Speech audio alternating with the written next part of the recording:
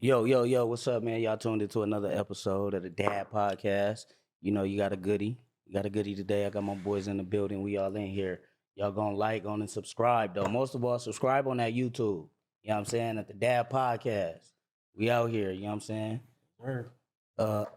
We got a goodie today, man. You know, today as we closing in on the month, we want to talk a little bit about mental health. You know, and with that being said, we're gonna drop y'all off with a couple of facts. Did y'all know that major depressive disorder is a serious medical illness affecting an estimated 15 million American adults? That's crazy. Yep. And 1 in 5 young people, 13 to 18, has or will develop mental illness in their lifetime. Wow. That's crazy. That's crazy. That's crazy. 1 in 4 Americans suffer from a mental illness. Mm. 1 in 4 Americans. So Damn. So, one, so out of us four, who got the mental illness? one of It's us. about the population. Yeah. One of us. Yeah. A room One with of- 4 people. It's one out of. Yeah, so out of that's us four right now, it's Might be me, bro. I don't know. Yeah, man, Might be for me. sure, for sure. But what's Yeah. going on with y'all, man? Nothing much, man. Before we get started, I want to give a shout out to our today's sponsor, Brakai. She's a friend of the podcast. Her is a mother-daughter business, and they produce candles, dope candles. They smell amazing. So now we're gonna do a quick unboxing for Brakai. We're gonna say Since we're it gonna say is what's Mental about- Health Awareness Month, we're gonna do some aromatherapy. okay. We're gonna burn this candle while Yes, we get sir. into it. You know Yes, what I mean? sir. Yes, Yeah, sir. oh, I like that, my Let's get boy. Got it Introduce all in a the, nice box. we got a guest here, you feel me? So, yeah. Special guest today, man. Special guest. We gonna bring Boy, it in. Yeah, you already know, man. Hey, look, and we thank you for coming through, man, and being able to explain your expertise on today's episode. that California love. Man. California love. California love. California love. It smells good, too. fire. It Oh, smells yeah. I can nice. smell it from here. It Smell smells good. nice. Yeah, that smell bomb, bro. California love. All right, let's get it going. Don't forget my boy, Dribbo, he over there. Where you at? Lancaster? Yeah, Lancaster on vacation. Right. He getting his mental right. You feel me? Chilling. All the way around. You already know, man. Couple wine, you know what I'm saying? Yeah. Right. Hey, so we- shout out to Brakai, California love. Shout out to Brakai. Follow her on Big shout out. Instagram. I know it's BROOKAI. Brakai. Yes. Thank you. God.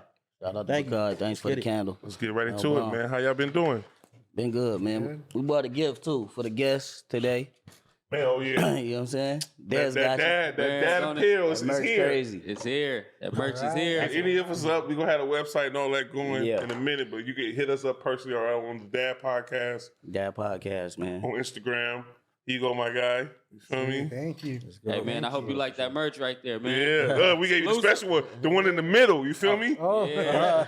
I'm not the one in the middle. My fault. that's Brandon. Right. Brandon Yeah, bro. Yeah. So for y'all that don't know, this is our guy Q. He was one of our first episodes of our new chapter, and he came out and wanted to show us some love. He's a pre what is it? AMFT. AMFT. So marriage Associate marriage family therapist.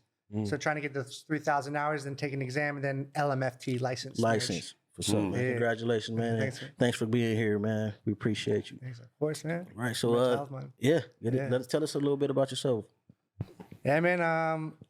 Should I just go with the story? Yeah, boom. Right into it. Jump right Right into into it. Cannonball, that Where motherfucker. you grow up. Because it was quite a journey to come out to where I am. Like, I mean, I was born in Ohio, but I came out to California, and 17 years old. I got the '96 Civic, all fixed up, lowered, changed the exhaust, changed the intake, and Yeah, everything. yeah.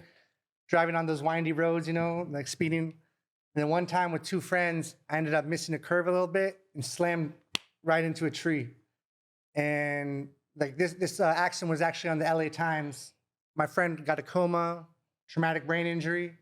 My friend in the back got a collapsed spine and ruptured spleen, ruptured Fuck. kidney. I couldn't walk for 4 months, and I was the best one off. I was the first one back in school. Wow. And it was just like a lot of shame and guilt. Like I was in class, and the friend that was still in a coma was supposed to be in that class. The teacher's doing the roster saying, his name, and I'm just like, is someone gonna tell him like he's in a coma, And at that time, you know, everyone's like offering me services, like you know, mental health services and stuff. And I'm like, I'm good. I don't need any help. And, you know, and all this time, you know, like I was on the morphine drip in the hospital. They weaned me off with Vicodin and Norco. And after that, I got my weed card. So I'm just like high every day. You know, senior year, you know, smoking 4 times a day. Go to college, just smoking undeclared. Don't know what I want to do. Start drinking a lot, blacking out. Just trying to like feel something, you know? Right. And then yeah, I ended up graduating somehow. What college you went to? UC Irvine. Okay. Yeah, Zaza. That's what's up, man. But I ended up going abroad to teach English, and I taught English in Japan. Wow. Yeah, I was a poli-sci major, and I didn't want to do the law school route, and I went to teach English in Japan, but I'm still unmedicated, still not seeing a therapist. So when I go to Japan, you know, I was kind of seeing a therapist in California, but then when I went to Japan, I couldn't see them anymore. And in Japan, I was just kind of like, I started getting a little wild, you know, like they say in Japan, like it's an engine and alcohol is its oil. So, you know, every day we're drinking after work with the coworkers and stuff, you know, like the alcohol's getting in me. Before I had left, I had been diagnosed with bipolar. And Do you think that was from kind of your experience from that car accident? Well, like, yeah, I think it was from before, because, like, before I would even be on AIM, you know, like, chatting it up with people, you know, like, or late night with girls, you know, and people would say, why are you talking so much? Then, we know, with the driving, it was, like, the risk-taking behavior. So I think I may have had it before. But, yeah, I guess before I went to Japan in college, this is another thing, with the harder drugs, like, they can kind of unlock, you know, they can kind of unlock mental health. Yeah. So I dropped some LSD laced with mescaline. Damn. And I know a couple people that did something that never came back. Right. Yeah. Never came back. I was on this 2-week trip, man. My friend was a writer. He was like writing a zombie script and stuff, and I thought I was in the movie and all that. Oh, And wow. I broke into his house. Oh, man. To get the script and everything. And my parents like finally figured it out. My mom came like, get in the car, and they took me to the hospital, you know, to get evaluated. And I was like, and the security guard was watching me, and I was like, wait, so they looked away, and I booked it. Oh, man. Into a locked door. And that was my first psych ward trip. Oh, okay. And it was like 2 weeks, man. That It was was a like 5150. yeah, the and you were 5150. My first turned into a 5150. 5250, right? It turned into a 5250, What's and the that's where I was. 5250? Yeah. So you could tell them what a 50. Yeah, I need to know. I've never heard of that. 5150 is a 72-hour hold. Beyond that, it becomes a 5250, which is usually up to 2 weeks. Okay. So it's like a psychiatric stabilization, like where you'll be, you know, the police will be called, ambulance will be called, and you'll be taken to a psych hospital and held against your will. And like sometimes they even force, like they may give you, was it like a PRN, and they'll give you like a shot to calm you down and trying to get you back stable. And so, and then if that doesn't happen within that 72 hours, they shoot it to a 5250, and that might take like 2 weeks or 3 weeks, you know? Oh, so you was tripping for a minute. You was tripping. And they call it the booty juice in the psych ward. Yeah, because you get the shot. Calm you down. But yeah, you're just like, it's just basically a jail for crazy people. It's just like the staff is just there to maintain, you know, and so like a lot of shit goes on. And yeah, and then I got out of that and got myself together to go to teach English in Japan as a bipolar person. Oh, wow. Damn. So you went through that before you went to Japan. How is that? How is that? Like, you feel me? Like, even in the field of like talking to people and doing that, being bipolar. Like, I know do you have your days, right?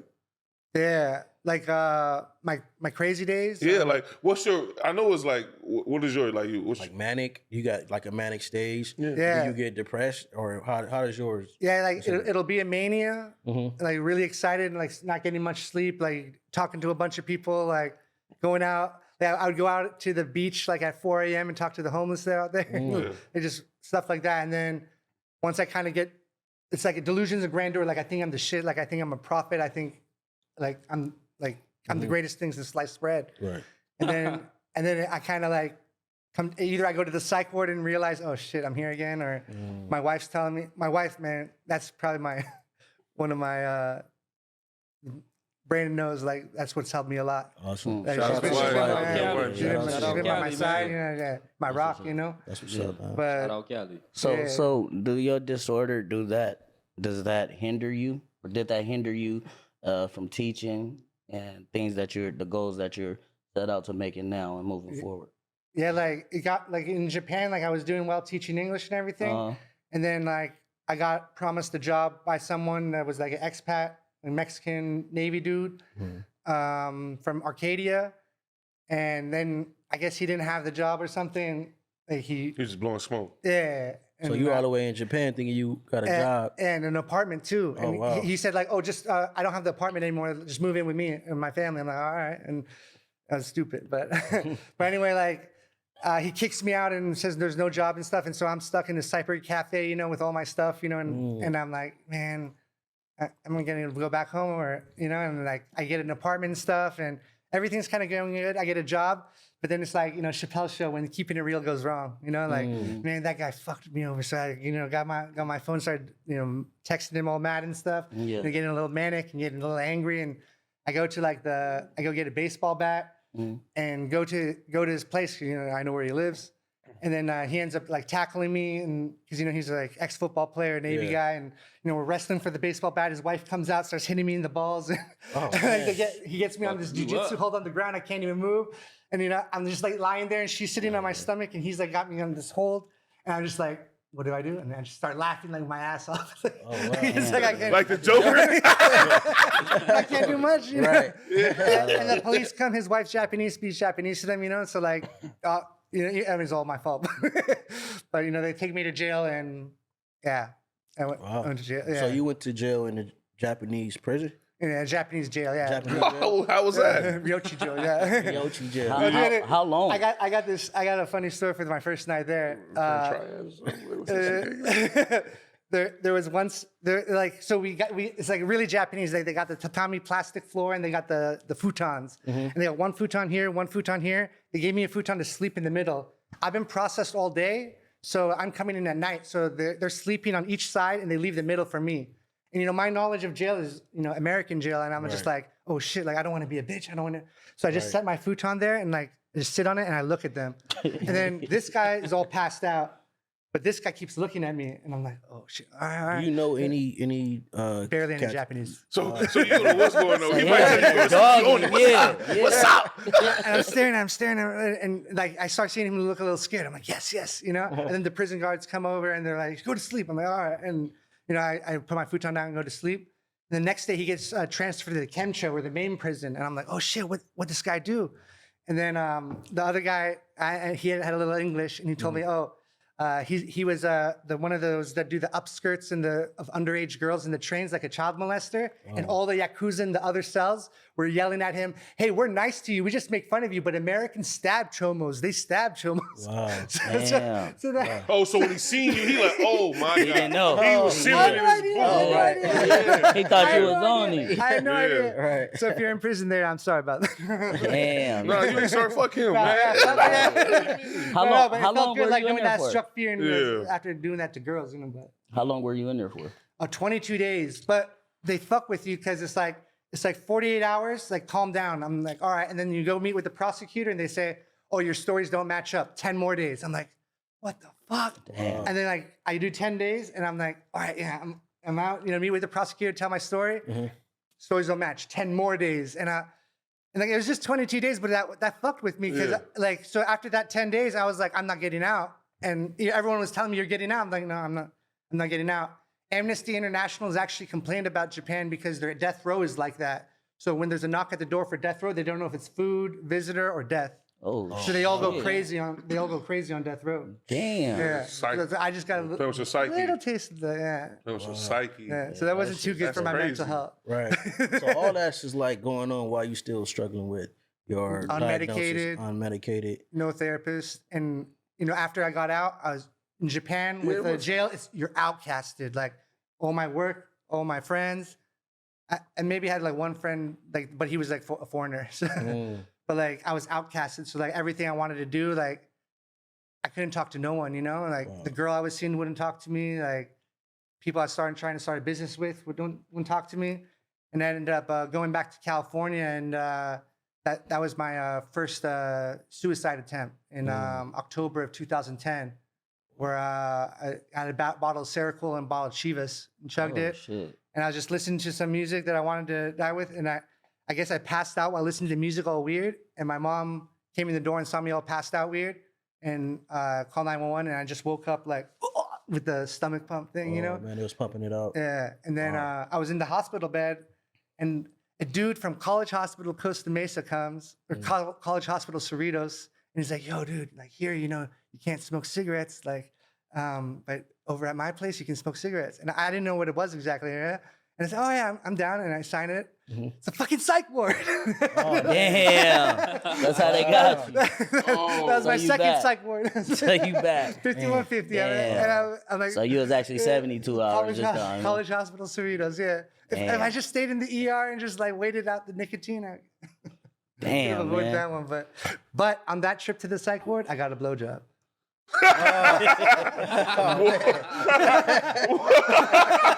Man, Oh, we got some crazy head, huh? You're a freak, man. Freak You ain't boy. tell us that. Hey, you better be careful. Kelly gonna fuck you up. I told you that's pre-Kelly. That's pre-Kelly, by the way. Oh, yeah. Pre-Kelly. My boy took be the a head, dog. the word crazy head, literally. So are you a father? I'm a father. How many children do you have? I have one daughter. One daughter. And- Oh, that's what's up.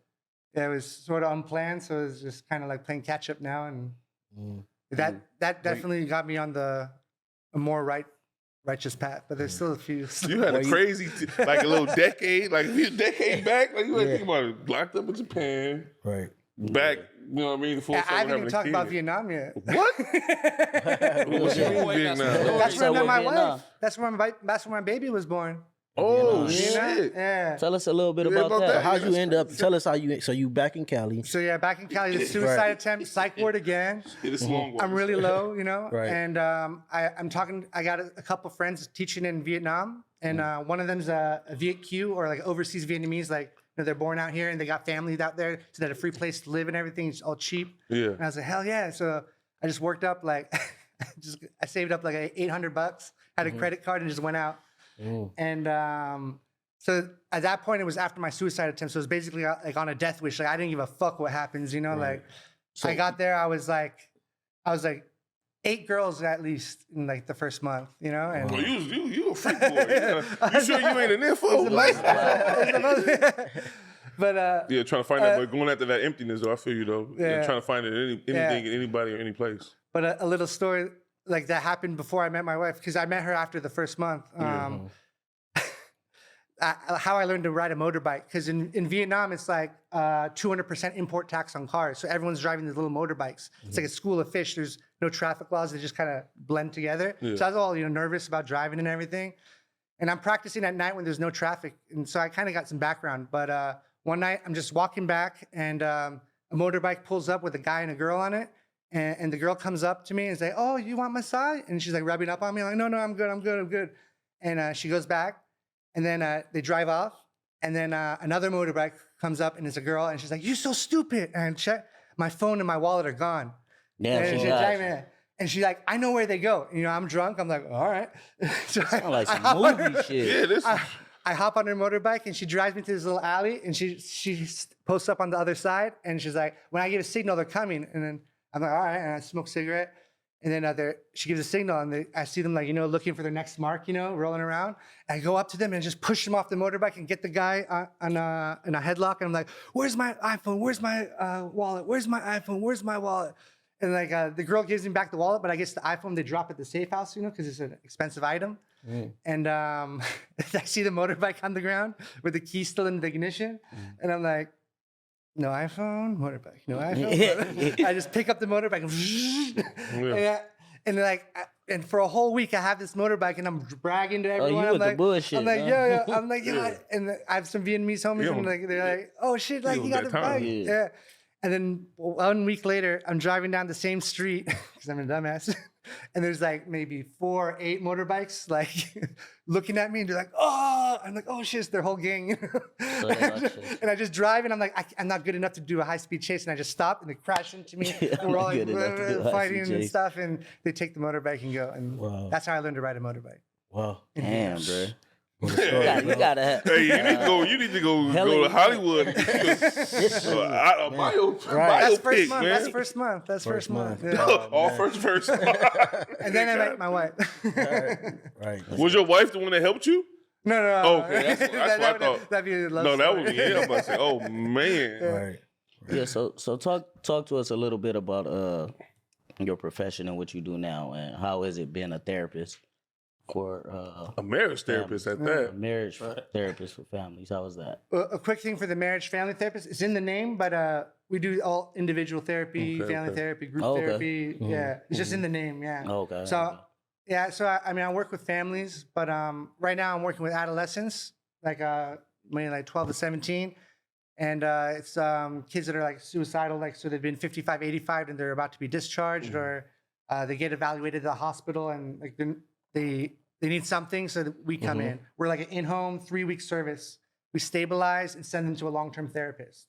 So me and a case manager come in, we meet them, talk to them, work with the family, and then try to get them connected to something. How are you able to use your life experiences and your diagnosis to help treat with whatever they're experiencing? So as I said, with the car accident, the shame and guilt I felt after that, like, you know, a lot of like, and I had kids feeling guilt, and so I'm like, yo, I know it feels like really shameful now, and like everyone knows and everyone's talking about it, but you know, as you roll it, people forget. People don't think about it. People don't talk about it. that shit is. So I almost feel like I'm like coming from the future and like going into my past and talking to these kids in my past and saying, yo, don't worry. Like, there's light at the end of the tunnel. You got a lot of time. I got a question is, how is it you doing therapy on people and you also know you're bipolar too? Right. Yeah. Right. Like, you know what I mean? Like Yeah. that's Yeah. like, because you might get them, you might get them days in front of the thing. Like that's why I'm still seeing I still was see just about my to own ask you. Yeah, therapist. but that's like some Dr. Jekyll and Hyde type shit. You feel me? And we got Not on that supervision. type of level though. Oh, you got supervision? Yeah, we got supervision, you know. So we talk about these things called transference and countertransference. So it's like in the therapeutic relationship, it's like where some like transference could be like where the client sees the therapist as their father, you know, and they're acting out all these things like they would act out with their father. That's the transference, the reminder of the father. Then the countertransference is what the therapist feels about the kid, you know. Right. So sometimes my countertransference with a kid, because bipolar is hard to diagnose really early. We don't do that, for you know. sure. So, but sometimes Because everybody goes through mood. That's how I feel. Like sometimes I'm not in the mood, and another time I'm here. Like when you said like I'm here with the energy, and sometimes I'm chilling. And bipolar is considered a mood disorder, right? Or is it mood disorder. a mood disorder, right? Yeah. So and then now it's got its own section in the DSM-5. Okay. But like sometimes I see kids that are like, You see I think you got. You see it, right? And then like I can kind of like. Yeah. I don't like say, hey, I'm bipolar, you know, like, kinda relate to 'em? yeah, I can like hint at, you stay up all those nights and talk to people. Oh, you think you're the shit and stuff. I got you know, another and, question like, for I can both of you, relate. for you two, because they're both in the field. Right. You say you work for 13 and 17, right? Yeah. And I remember you telling me like once they at a certain age they're gone. Well, that's when I was talking about like as far as like gangs. Gangs, not Yeah, that's what I yeah, mean. Like, because yeah. for sure he's meeting with some of them kids too. Yeah. Like, do you feel like that's harder when you know, like 16-year-old? Adolescent age. Like I'm 16, as a 16-year-old, you probably couldn't tell me anything. Yeah. Right. I got this one that she's living with her dad who was gangbanging, but has now got this really good life, like, you know, like everything organized. Yeah. And she just got pulled from her mom's house, and it's been 3 weeks at dad's house, and mom's house is all gangbanging. Like there was this coordinated stabbing, FBI was investigating and all this shit. Wow. And she was living in this nice neighborhood and everything, and she wanted to go back. Yeah. I was like, That shit is yo, exciting. like you got like a nice, you know, cookie cutter neighborhood, suburbia and everything. And she wanted to go back to where more things were happening. And I was like, it was growing up in the suburbs, it was I got harder for something me to to say understand. about that. As a kid, you know, we older now, so we thinking like you're crazy. But put yourself in the shoes, you could be like, I want to go back to that too. Right. You feel me? Like That's that's what it Smoking is. weed, she's smoking Come weed. on, man. it Like, you got to think about that. Right. Like at our age, you know how people Right. like, man, I wish, but you got at that age, I wasn't thinking about that. Right. I remember at around the time, I think like I was like 11th, 12th grade. I had a friend that had just got a football scholarship, and he flew. It was in Utah.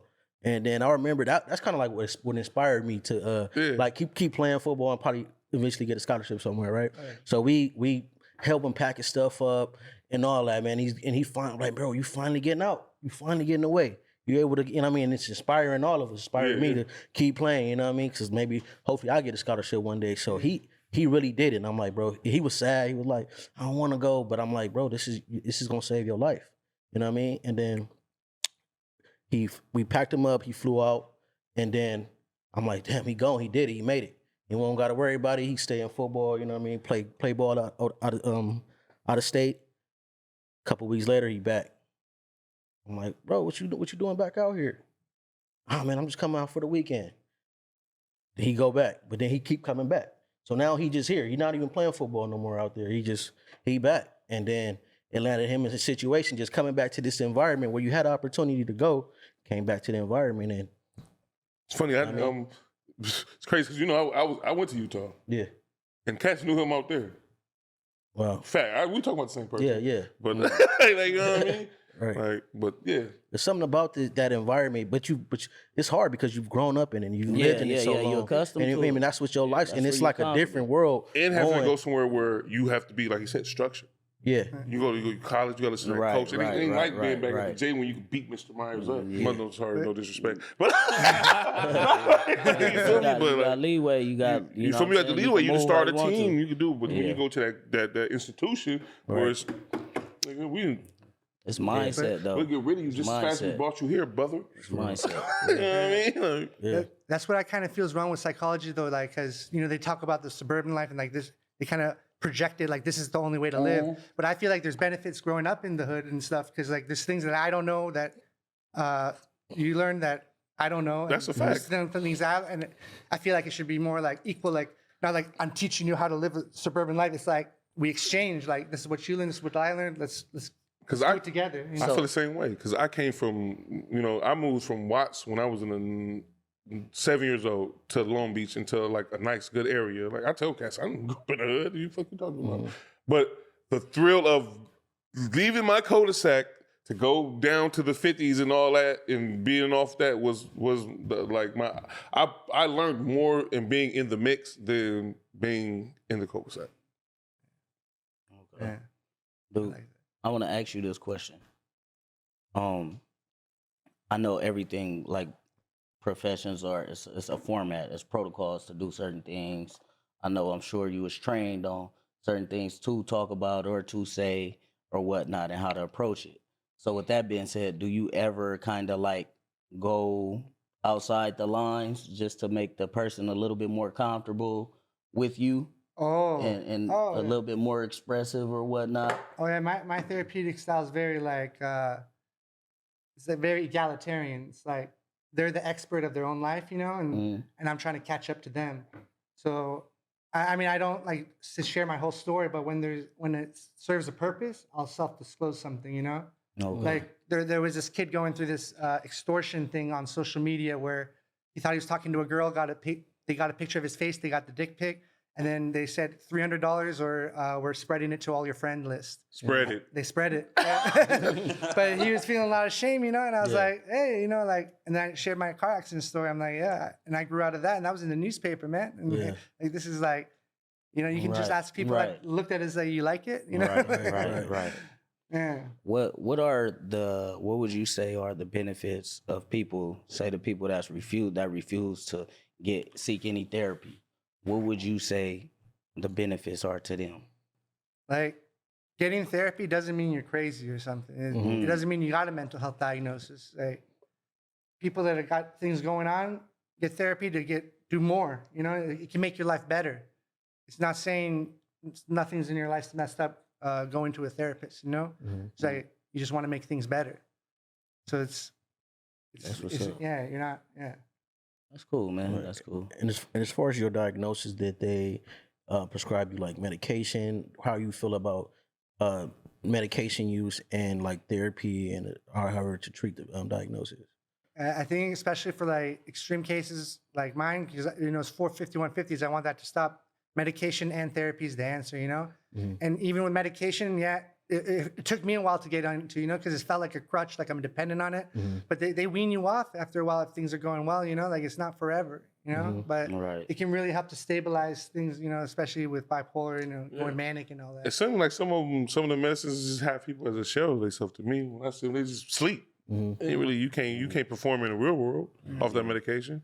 And some medications are pretty strong, and you gotta find like a good psychiatrist. Right, to find the right dosage. And you gotta keep going to the psychiatrist and tell them, hey, this shit's making me sleepy. Like on everything, because I remember when I was like probably like 20, I used to be with my boy. You feel me?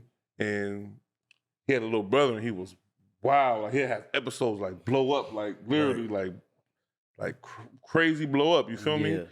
And his mom would come with food, and I'd be like, why is she awarding this little boy? Whole time she had to and putting him to sleep. Calm him down. Smart. Wow. You feel me? Damn. Like come with a drink. Sometimes he think he outsmart her, give up the drink. It's crushed up in like the burger, like you feel me? Damn, that's crazy. It's crazy, but because they be like the medication help, but I be like, all I see is them stabilize. Like you feel me? Yeah. Right. I think with medication, sometimes it gets you to a point to where you could if you have all these episodes, these manic episodes, or you super depressed, it gets you to a point to where you kind of like stable and you're able to receive some information like from therapy or from like ABA or whatever it is. I think that's kind of like one of the benefits of it. Because I got kids with autism. You feel me? And one of my daughters barely sleeps. She can get 5 minutes and be charged up all night, all day. So being the typical parent, we tried the melatonin, but her attitude completely switched. Completely to a whole different person. You feel me? So I don't believe in giving my kids any medication. Sorry to say, you know what I mean? I don't find nothing wrong. I'm gonna take it to that though. You feel me? I agree with that. Because my off the melatonin, or something you can just go. Yeah. Anybody can go grab. Over the counter. She was like completely like off the wall. Like I ain't never seen my daughter, stumping her feet, screaming, doing like. I'm like, oh no, this can't be her chemical. Right. Her chemical reaction to this ain't right. Right. Yeah. And everybody got their own chemical makeup, and they react to it differently. So man. You gotta try the vitamins and stuff first. I feel like medication is like a lot more of a last resort. So like when nothing's working. Yeah, I didn't know no better. You feel me? So if a parent is totally against medication, and they express this to you and your team or whatnot, what are the alternatives? Alternatives to medication.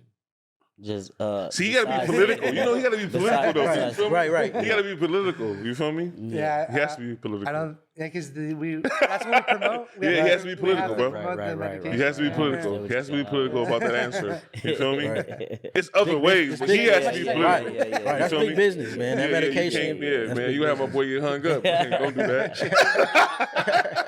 Right. Yeah, man. And one thing I wanted to ask about the I don't want to go back to it, but your suicide act, right? You think that was because of you were like depressed during that time, or you was experiencing depressed symptoms, or what? It was a combination of everything, like the shame from having to like leave Japan and like kind of giving up and just feeling really low on myself. And, obviously that was like a huge mania, like going to jail and everything. And then that was my come down. That was the depression, because they used to call it manic depression. Yeah. Right. Jimi Hendrix got that song, manic depression. It's funny because after I hear a couple like suicide like stories, I remember I used to have a bad stance on cats. Like, oh, you weak, then you realize like, no, you don't know. Like I used to be like, oh, he's crying for attention. Some people don't give a fuck. Who knows they're dead? Like them people. I used to really be like, oh, like, you know what I mean? Have a bad judgment, and then you realize like, nah, they really was almost at their ends. Their wit, like, no, I can't take anymore. So that's what changed my mind on people to like, sometimes I ain't never had them thoughts, but I can understand somebody being like, no, this is too much. This shit is too much right now, my boy. I gotta go. Like, Have you ever been suicidal? Who, me? Oh, Me? no. You said you never had that. Never have. But if it's someone out there that's listening to our podcast right now, what would you have to tell them to like maybe help them out during this time if they're contemplating suicide. You got to reach out. You know, there's those around you that love and support you and want you to be here, you know, and as bad as it is right now, it's going to be worse for them with you gone. So, Right. Oh man, that's Right. what's For up. sure. Like, just reach out. They'll help. They'll talk. They'll listen.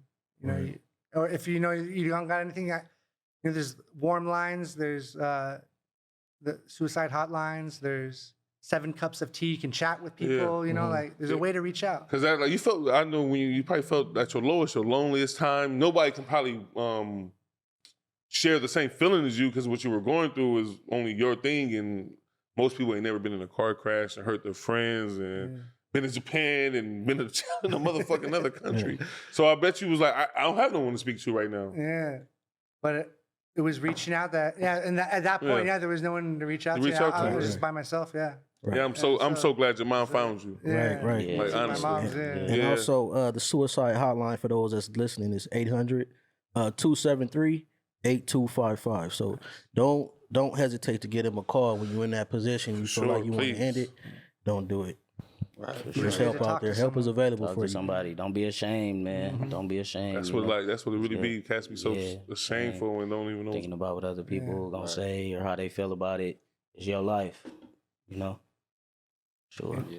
And to those, if you see someone kind of, you know, isolating, you know, like sticking to themselves, a friend, reach out to them, you know. Yeah. Save a life, you know. Right. Sure. Right. Yeah, I feel you. I feel you, and because I'm an isolation type of person too, and that's not even a good thing for you. I read that in the book. Like, Yeah, we're social animals. yeah, We're meant to isolation to socialize. fuck your mind up. You'll think people are against you when it's not even like that. Like, I read up on that, and that's why I have to get out of it. Solitary confinement, like fuck with your people mental. go crazy, Yeah. Like when people like, oh, I go isolate myself, that's really not good for you. So even though you think it is, like, oh, I want to go isolate, nah, your mind start playing tricks on you. Mm-hmm. You feel like that's for everybody though? Yeah, no, that's a scientific fact. Too much alone time with yourself will drive you crazy. Too much alone time. You have to. We're social butterflies, No, bro. that's a fact.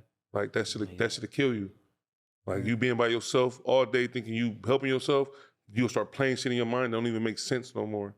Facts. Like you gonna start playing with yourself, and your worst enemy will be your mind. That's the worst enemy to have is your own self. Mm-hmm. Your mind got a mind of its own too. Yeah. Come on, man. For sure. Don't ever think. You know what I'm saying? Can't be at war with yourself. Yeah. Come on, man. Thinking somebody else at war, you in your head talking about Yeah. these niggas after all me. black You ain't in your even a head. joint. You ain't even a person out here. You ain't even lit. Like what you talking about? You man. suck, actually. Right. You need to go get your ass up and do something. Right. Right. And that, with that being said, man, I want to kind of like touch on the incident in Buffalo. Yeah. With, Yeah, man. Yeah, Tragic, man, when the tragic, guy had tragic. came, man, it's just I heard they only charged them with one murder. Tragedy. one murder. I thought it was gonna be. They didn't say terrorism. Bro. That's what No. I thought. Still, It has to Man, be that nigga's- terrorism, man, I right? can't That's believe crazy. it, bro. man, just like Right. That's crazy. That's why you gotta keep that fire on you, boy. you gotta be, Right. you gotta be brown to be terrorist, I guess. Yeah, that's what I'm saying. He deliberately went out and to kill That was the goal. black and brown Yeah. people. And to terrorize because he's got that replacement theory shit, like with the white genocide or whatever. Mm-hmm. That's what it is. That shit is terrible, man. I don't know no black or brown people out there hurting white people, bro. We not. I mean, some people are different, bro, but we not like that. Nah. We really not like, you know what I mean, harmful people like that, bro. Yeah, we only hard on our kind. That's it. We only hard on That's our it. kind. We didn't take. We don't know Yeah, our man. kind. But I feel like since they've been up here for so long, like equalizing the playing field seems like we're coming after them. Right. You know, Right. it's like. But I we're don't- just, it's you just, know what I it's mean? just equalizing, Just an it's an equal- equalizing it's thing, just an yeah. equal But playing they're field. afraid. Yeah, man. But like I said, it's a wicked world out there, man, and you never know what somebody got on their mind, what their agenda is. So just like they say, stay dangerous, protect yourself, protect your family. You know what I It's mean? important, But man. some situation they wasn't doing. Them people wasn't doing Doing nothing all wrong. nothing, bro. They was going about their It was a daily coward. life. Yeah, that was a coward doing move. nothing. It was a Yeah, coward, bro. they were doing their daily life, daily it's crazy. routine. He didn't go And to this the man block. came- He went to go. He Yeah. targeted older cats at a grocery store. Straight He didn't coward. go to nowhere. He A didn't, you know what I'm coward. saying? You have to That's scout why I it out and encourage. all. I encourage fathers, man, around the world and whatever, man. You're adults, especially you have children, and protect yourself. You know, go get your paperwork right. Go get registered. Go get, you know what I'm saying, get what you need to get. Oh yeah, and they took a little hold off Protect California, yourself. off the LA too. They took us off the red, so it's the easiest, fastest time to get your Your premiere. Yeah, Okay. most definitely, man. Make that happen. Yeah, gotta Gotta protect your family. protect your And family, yourself. protect yourself for sure. 'Cause that's wicked. That's wicked right there. How a person could pull up. Wait, Joe, what they say? Something like 50 miles or something 50 crazy. miles out to Hate, go to that's the. just And, hatred. and That's he was really scouting like the location. You too, can't tell like, me that's not. You know what I mean? What's that? that's premeditated. You know what I'm terrorist. saying? All of that. He had a whole All of that. plan. Nothing less than a death. And then he went away in cuffs. They walked him Yeah, out and yeah, they handcuffed. walked him out. After he didn't slaughter 10 innocent people. And his people been killed for less. Way less. So Wake up. That's all I got to say to my people, man. Wake up. Wake up. We killing each other and they coming after us too. Wake up. Right. No, but that's gonna conclude this week's episode. You got something to add over there, Vern? Out of I'm all Lancaster? good. I'm all good over here, man. That's right. For sure, man. We're gonna get up out of here. Y'all gonna subscribe to the Right. channel. Go on and purchase y'all merch, man. You know, you see it. merch on the Your way. fly Coming shirt's soon. comfortable too, man. Yeah. I feel Jubilee, you see me. You know what I mean? Hey, Q, going to show that shirt, man. There we know go. what I'm saying? That merch. Yes, Got sir. that merch coming real soon. Down and diligent, baby. Rakai. Saw some candles. Get y'all Go some to the candles. website. Yes, Fire. sir. All Good. that. Got the whole spot smelling good. All right, for sure. All right, Till we out. meet again. Peace. We meet again. We signing off. Have a blessed day.